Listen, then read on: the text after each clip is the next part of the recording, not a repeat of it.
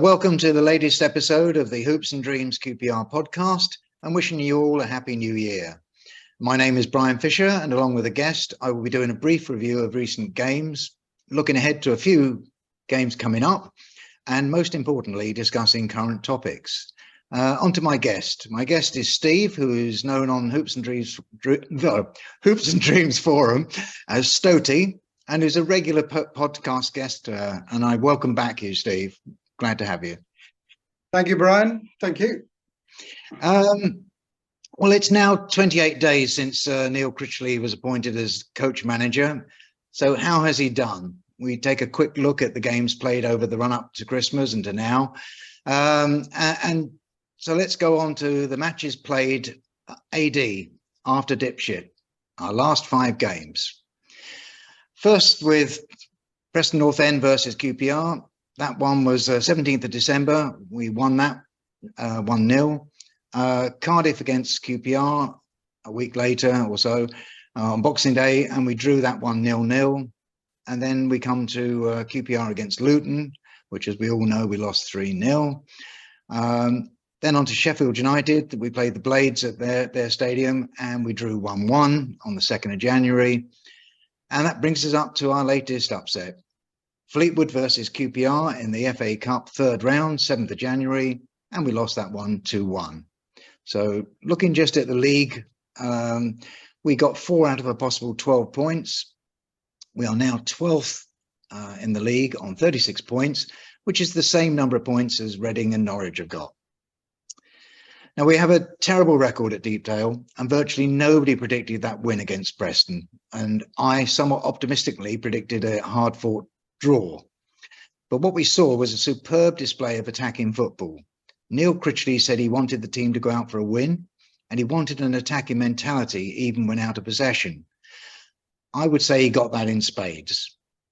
You know, the Cardiff game saw Adoma, Dykes and Willock placed up front, but there we failed to score in a goalless encounter at Loftus Road. And then after grabbing 4 points from 2 championship encounters, we hosted Luton Town at White City. And we lost 3-0, but the scoreline probably doesn't reflect the game. However, it does reflect our struggle to score. Adopting what seemed to be a 4-4-2 lineup with Chair and Shadipo on the wings, the aim must have been to supply Robertson Dykes with the ball. And it just didn't happen. Luton took their few chances and scored good goals. We did not. So after subdued New Year's celebrations, the players returned to Loftus Road to play Sheffield United. The high-flying Blades were second in the table and had I think about double the number of points that we had. But the QPR side did not roll over to be tickled. They fought hard. We were a goal up after 11 minutes, courtesy of a long-range deflected shot from Mr. Chair, and we continued to dominate the play, but didn't do enough really to get that final third sorted out where we killed the game. Instead, we had the Blades score in the 96th minute to make it a draw. I watched the game with members of the Brighton, Worthing and Sussex QPR supporters group, and we all felt the clock was just dragging along. We were begging it to hurry up so we get to the final whistle, but it wasn't to be. I guess we should feel robbed, but also happy that we know that we had the beating of a promotion side. Then we were into what we should probably be calling the annual Masochistic Cup as we travelled away again, this time to Fleetwood for our FA Cup third round fixture. But first of all, before I ask you to comment on that FA Cup one, Steve, the championship games, were these results better than you expected or what you did expect? I think just about what I'd hoped for. It wasn't what I was expecting. I thought the Preston game, it was one of the few games where we showed a bit of we wanted to attack in that game. We had plenty of shots. I thought that I think JCS in defence always looks quite solid to me.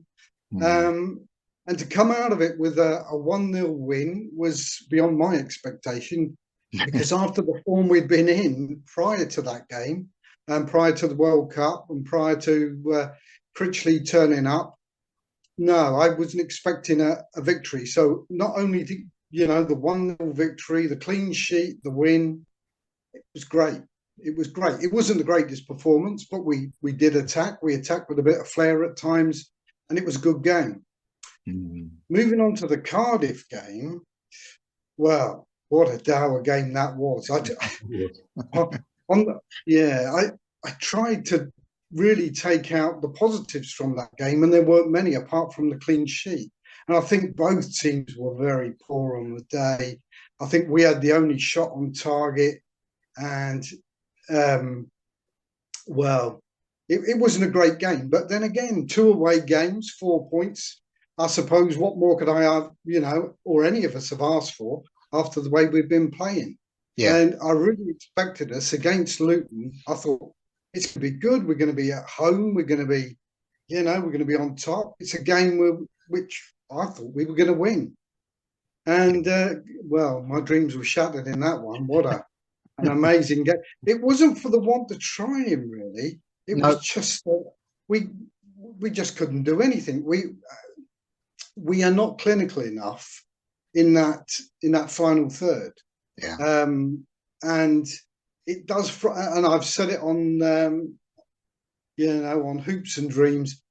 When I see the likes of Kake, and Kake had a reasonable game in that one. Yeah, and I see, and I see the likes of Dickey. It frightens me because Dickey is so slow, and we get exploited. We literally do the ball through the middle, and what they did, they targeted Powell in that particular game, and everything was coming down there, right, down our left, and Powell was charging forward, but unfortunately he was leaving space behind him. Luton exploited it. In the following game against Sheffield United, they didn't quite exploit it as much, although a lot of their attacks were going down the right. They came through the middle. They saw that we had that soft underbelly, and they just couldn't score. They had plenty of chances, but again, it was unlucky. I suppose at the end of the Luton game, it was just despair. I've tried to literally block that game out of my memory. It was it wasn't good, and they weren't good, were they? They went away from Loftus Road 3-0, and their passing I thought was poor. It was just in front of the goal. I forgot the guy's name now. The guy who got the 2 goals, but he was clinical, wasn't he? And he caught us out. He literally caught our defenders napping. He was good. Yeah, I really have tried to block that game out of my memory. Sheffield United I thought Sheffield United was good because we showed a lot of endeavour. There was we showed a fighting spirit, but it was a shame we couldn't hold on. But if someone had said at the end of the game it would end 1-1, I would have taken that. Especially we're not playing well. Yeah, no, I think what you're saying is actually spot on. Yeah, we're not playing well, so to get a result is a double benefit, really. Yeah. From my side, these were significant matches that were held over the difficult period, really, of the World Cup, Christmas, and the New Year. I say significant because the team, Neil Critchley, and let's face it, the club needed to see wins or at least no losses. Yeah. To add to Neil's woes, it seems the squad has been affected by a viral bug that laid low JCS, Chair, Johansson, Dazelle, and I think Adoma as well. Given all that pressure, injuries to key players and illnesses, I feel it was not possible to make at this stage a judgment call on Neil Critchley's performance. He must have been delighted with how he set him up against Preston, and then the wheels started to come off. You never see how a manager really is going to do until about 10 games in, and you get an idea of how he's going to play, the formations he likes to play. But he's been unlucky. He hasn't had the players to choose from. No. And let's be honest, our talisman, young Chris Willock, he's not been on form, has he? He's come back after the World Cup, and he's been out of form. yeah, it's just a culmination of things, really. No, And no, I don't I, blame I, Critchley whatsoever. I totally agree with you about Willock, and I think we'll probably come on to that in a minute. Um, I'll tell you what, let's have a quick look at the FA Cup. I'll give a bit of background, then we'll carry on. The FA Cup is steadily being eroded by modern clubs, from the glamorous competition of cup upsets and giant killers that we all old uns remember. The concern seems to be that it impinges upon the day job of moving up the division and risks injuries and tiredness to key players where the squads lack depth. That devalues our football history, I think. However, it does seem from the team selection that QPR were doing that on Saturday. It was, weren't doing that on Saturday. I meant to say that it was more a case of testing the backs. So we had Kakai and Hammerlein come in and expecting the forward line to score. After all, this was a big side that we were playing, League One side that we were playing. And I am willing to put my hand up and admit, given our need to reach the top six, I would have started with Archer, Kakai, Dickey, Masterson, Hammerleinen, Dazelle, Richards, Roberts, Adoma, Armstrong, and Shatibo. Because I would want to give them a run out. I would have told them that this performance will appear on your contract report. The first team has needed a break, but those on the bench should have had something to prove. Instead, we saw a motivated Fleetwood battle hard against a side that produced a woeful number of shots. Neil Critchley he was absolutely right in what he said in the post-match interview. He was right to question the team's convictions. Well, we may have exited the FA Cup, but we've still managed to grab a record. We have been dumped out of the FA Cup in the third round for a record 51 times. Well done, QPR. So, Steve, any surprises with the team selection and, more importantly, the result? I was surprised that Nico was in. I thought he'd just been cast out into the B team and we'd never see him again. So when I saw his name on the team sheet, I was amazed. I thought that on the day, Critchley was going to play as strong a team as possible. I know it's not always what they want to do, as you were saying earlier, but I thought he would want to get us into the next round and try and earn some money against a big club. And he could have used that in his transfer dealings. The problem, as I see it, Bry, is the whole QPR squad is very, very weak. Yeah. And I do understand that Critchley will want to keep his best players for the league, but again, it was like you were saying there about having a back three or three central defenders. I don't think he could do that. I think he thought on the day that Masterson was probably a bigger risk as Hammerleinen was playing him, and there were so many risks that he. Again, I saw Dickey was in the team, and it frightens me. You got Dickey, Kake, Hammerleinen. It was an upset waiting to happen. Once you saw that team, and Nico, let's be honest. I mean, Nico isn't the quality, is he? He might be a League One player at his very, very best, and his very best is very rare. And you don't like to criticise QPR players because you know that he's going to go out, he's going to give 100%. Yeah. But if a player isn't good enough, then he's, in that squad. And I put it's the board. For me, it's been our problem for season after season after season. And particular, this QPR team lacks a driving force on the pitch. Sandfield, brilliant player in the Championship, but I don't think he's a captain. I think that we don't have, when Stefan Johansson isn't fit, we don't have a leader on the pitch. And sometimes you need that guy to calm things down or force them forward. And for many a season, we have lacked a captain. And if you go back 2 seasons when Warburton brought in Charlie, which was the striker we needed, Johansson was the captain we needed, Field was the young midfielder that we needed. If you look at the two places that we really lack in it, for me, it's up front. We haven't got anyone to score goals, and we haven't got a leader on the pitch. Yeah, or a link man, even. Or a link man, yeah. So when I saw the team against Fleetwood, I have to say I was frightened, and I'd originally forecast we were going to get a win. I thought, at best, we'd come away with a draw, and we were a disaster. Defensively poor. They had plenty of chances, didn't they? They could have scored after we'd put the ball in the net and gone 1-0 up. You know, it was criminal defending, and Critchley's made the point. So what he must be thinking, I don't know. A few of those players have got to be thinking, are they going to, you know, be anywhere near the team in future? Yeah, and I think that's a fair comment. And I'll give credit to Fleetwood. I think the Army of Cod deserved it. I thought they played it. They came with a game plan. They executed it. I thought they did really well. So fair credit to them. I feel mostly sorry for the fans who went all the way up there. It's not the easiest of places to get to.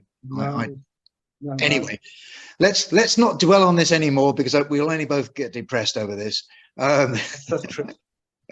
Let's move on to things that we can't predict at the moment. The next 3 games. So I'm going to ask you.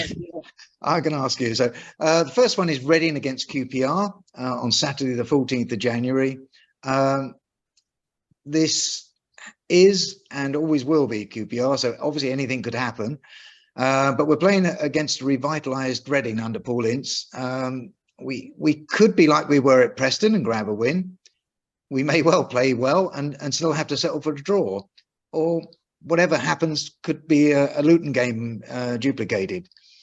So come on, Steve, win, draw or loss? I think we're going to get a draw at Reading, or I hope so. I think my fingers are crossed that some of the players that have been out might be back. I saw that JCS is training, isn't he? I believe. Yes, he is. I believe. Yeah. So I'm hoping that he'll be back in the team. Of course, our 2 fullbacks, again, fingers crossed, should both be fit and raring to go. So I'm banking on the minimum of a draw. Reading have done decent. I think they've batted above their weight this year, and getting a draw there wouldn't be a bad result. So 1-1 for me. Well, I've gone with a new manager up against a side that's riding high. I'm going to hedge my bets, and I'm going to go for a draw as well. So fair dues. Okay, let's move on to QPR against Swansea. That's a week later, if I remember rightly. Yes, it is. Swansea is sitting in mid-table near us with mixed results recently. They play a similar style to us, so it comes down to which team on the day really has those impact players in the right places to make that significant difference. So, Steve, win, draw or loss? Now, call me mad, but I'm going to go for a win in this one, because what I'm hoping by that time is we might have another player in the team, and that player may be a goal scorer. So yes, I think we're going to sneak it. I think it'll be an odd goal, but I'm going to go 2-1. Okay, right. I love that. Okay, I've said that we have to believe that we can win against sides like Swansea. So I've said a win as well. So we're both going to 2 draws, 2 wins. So that brings us on to Hull a week later, or away to Hull. They're also in that crowded mid-table with us. But they haven't lost the last 5 games, so are showing signs of recovery. Steve, win, draw or loss? I think this is going to be a draw. I see that Hull signed a Palace player today on loan. Yes. The lad that we were also rumored for. Mm-hmm. And he was a decent player because he played against us. I think he played for Derby, didn't he, last year? Could have been. I can't try and remember who it was now. But yes, he is good. Yeah, we could have done with I'm going to. Yeah, well, I'm going to go for another another draw for me, 1-1. Yeah, I wish I hadn't talked to you. I'm in an hour about whether to make this a win, because we should be aiming to beat teams like Hull. but I feel it's an awful one to go up to, and I'm going to go for a draw as well. So I hate to say it, we've agreed on all of these. Yeah. All right. Okay, let's move on. Let's move on to our first topic. First topic. It looks as if the manager has tried the original 4-3-3, and possibly because of illness has even tried 4-4-2. But neither has really stopped the rot. Now, we know that Mark Warburton, at about this time of the year, he switched to a back three with 5 in the midfield and 2 up front. Do you think that would help us, Steve, at all? I think the problem is, Bri, I think that a lot of it's to do with the players available. He could, if you use 3 at the back, if you go with the 3 central defenders, we miss out in midfield then, because you have to take one of the midfielders out. For me, the whole issue that we've got is that our mate Mr. Willock isn't on form at this moment in time, and we're also missing Balogun, who was super at centre half, and JCS was super, and of course the captain.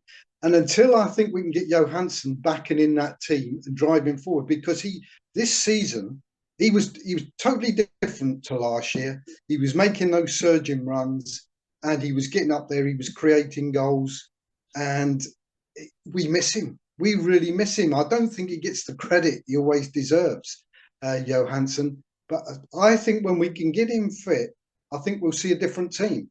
But no, I think poor old Critchley's restricted by the squad of players he's got, and I can only see Masterson again staying on the bench. I know you like him. I think and he's one of those players that he could come in and he could play well, but I think again he's only really played consistently in League One. He had a few games for it and he did well. No, I think he'll stay with 4-4-2 with the players that we got. Yeah. So what else do you think he can do to reverse our fortunes, Steve? Well, I think at this moment in time, he can't do a lot. The squad of players that he's got to play with are a poor squad of players. I mean, for me, when you're thinking that we've got Shadipo, I mean, they're not. I mean, he couldn't get in the Sheffield Wednesday team last year, and you see him bring in Hammerleinen into a cup game, and you're thinking, I'm just thinking, our squad, and it's as much to do with Les and the board. There's no plan there to bring players in. It's very much if you look at Brentford, if we just take Brentford as an example, I mean, I know sort of like that they can produce strikers one after the other, but even Exeter, I notice, have done it. Yeah. These teams have got plans. They've got a criteria they work to. Managers come in and they say to the managers, look, you tell us the players you want, and we will tell you the players that we've got on our list, on our plan. And that was the reason Warburton got kicked out of Brentford, because he didn't want to go with that. He wanted to bring in his own men. And that's fine if they come in and they work. But if you do a little bit of homework, you will find a goal scorer. You will find a midfield player, because teams like Brentford are doing it. Teams like Exeter are doing it. And then they're bringing those players in and selling them on for big bucks. We seem to have no grassroots plan to bring players through. No, you're right.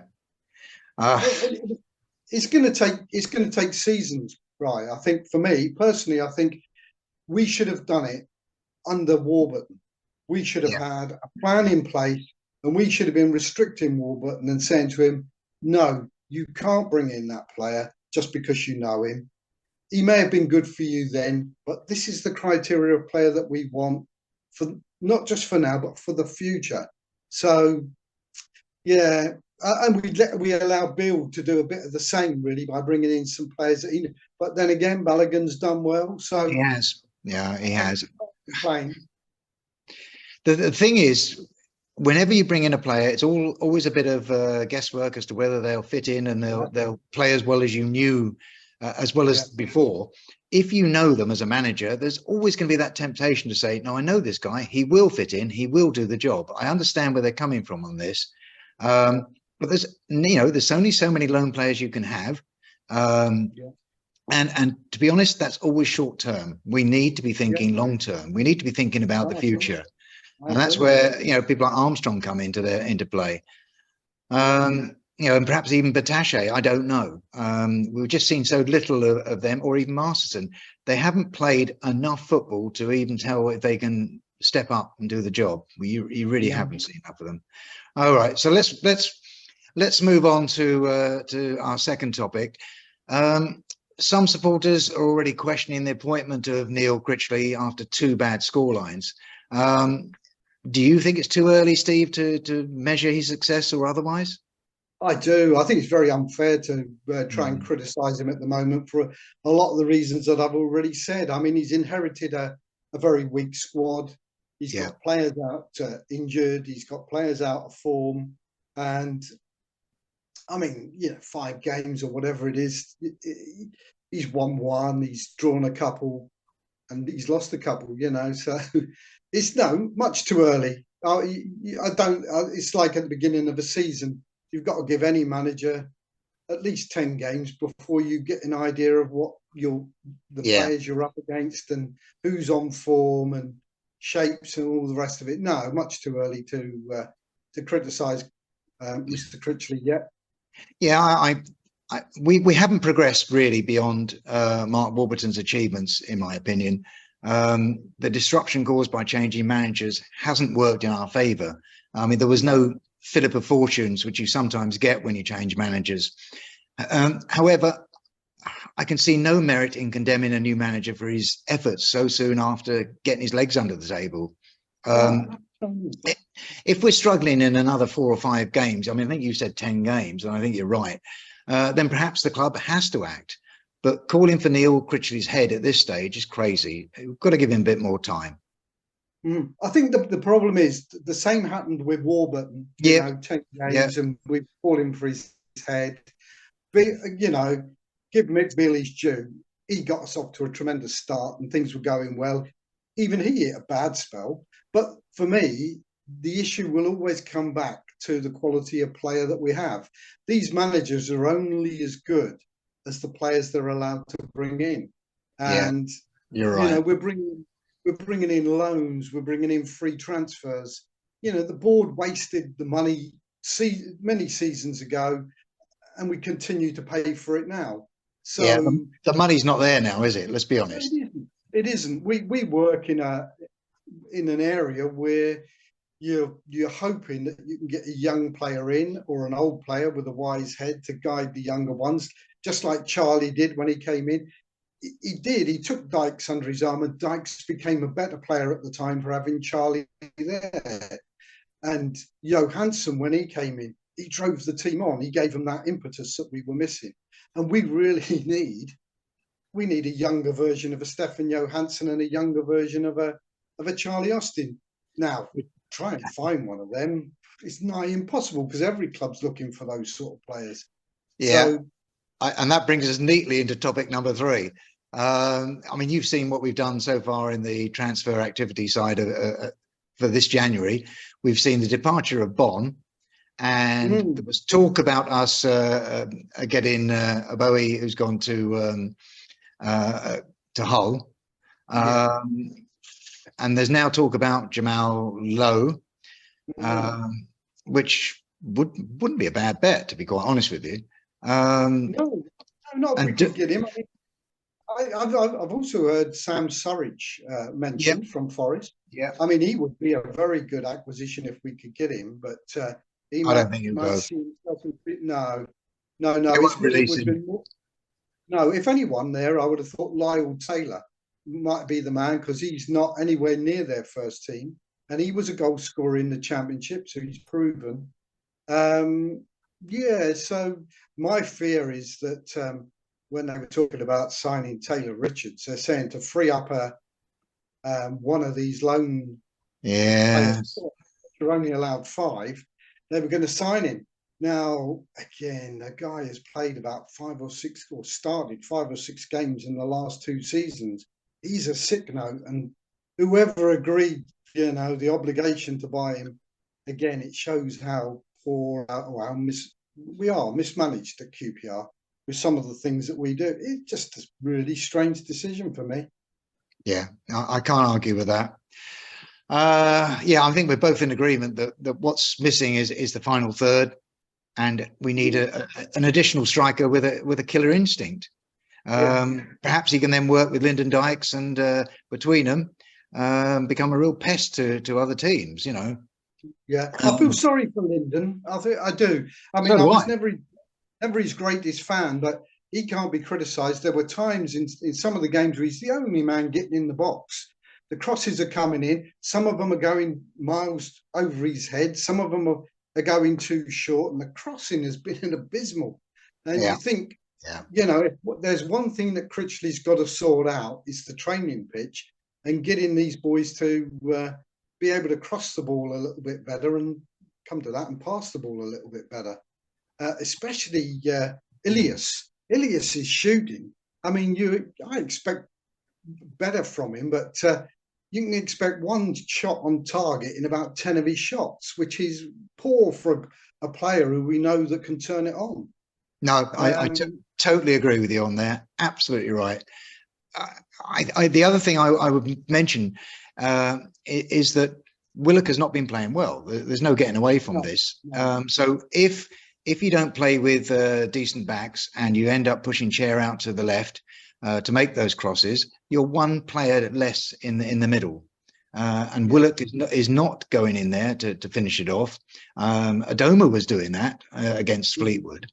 And Adoma's had better days with his legs, I think. Yeah. Well, that's where we missed Stefan, because Stefan was doing that earlier in the season. The ball was coming in and Stefan was making those runs from midfield into the box to join up with Lyndon. I think they wanted Sam Field. I think Beale saw Sam Field doing that, but Sam Field doesn't feel quite as comfortable making those runs, not like Johansson does.